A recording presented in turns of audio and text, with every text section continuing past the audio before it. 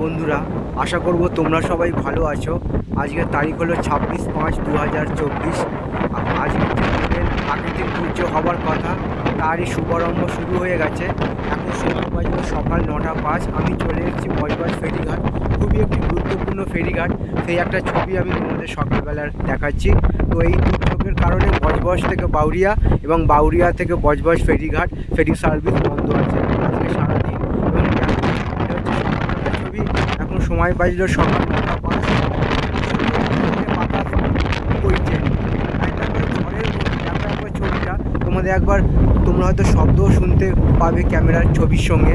তো কি পরিমাণে বাতাস বইছে এই হুগলি নদীর দিকে এবং তার পার্শ্ববর্তী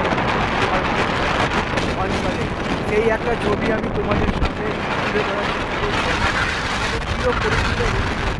সমগ্র বাংলা তথা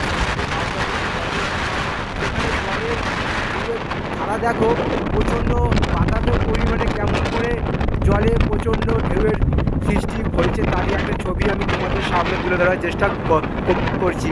তো বিনা প্রয়োজনে বাইরে বেরোনো উচিত নয়।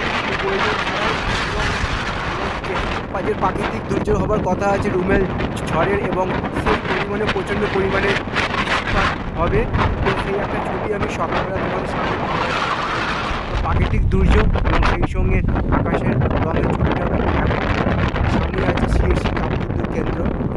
তো আমি এখন দাঁড়িয়ে আছি বজবজ ফেরিঘাট। আমার সামনেই আছে বজবজ কালীবাড়ি মায়ের মন্দির। তো ফেরি সার্ভিস বন্ধ আছে, আর গঙ্গার জল হুগলি নদী কেমন করে ঢেউয়ের সৃষ্টি হচ্ছে, পাড়েতে কেমন করে জল আছড়ে পড়ছে। এখন হুগলি নদীতে চলছে ভাটা, এখনও জোয়ার শুরু হয়নি, জোয়ার শুরু আমি তোমাদের সামগ্রিক ছবিটা দেখাচ্ছি হুগলি নদী এবং বজবজ ফেরিঘাট। তো দেখো একবার ছবিটা। তো আমি যে জায়গায় দাঁড়িয়ে আছি সেটা হচ্ছে বজবজ ফেরিঘাট, দেখিয়ে দিই ছবিটা।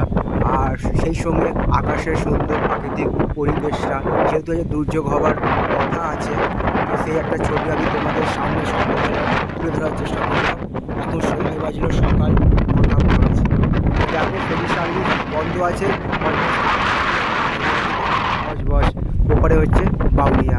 এই প্রাকৃতিক দুর্যোগের কারণে মানে ঝড় আসার কথা আছে এবং সেই সঙ্গে প্রচণ্ড পরিমাণে বৃষ্টিপাত হবে। তো ভিডিওটা এই পর্যন্ত রইল, সকলের জন্য শুভকামনা রইল এবং সকলের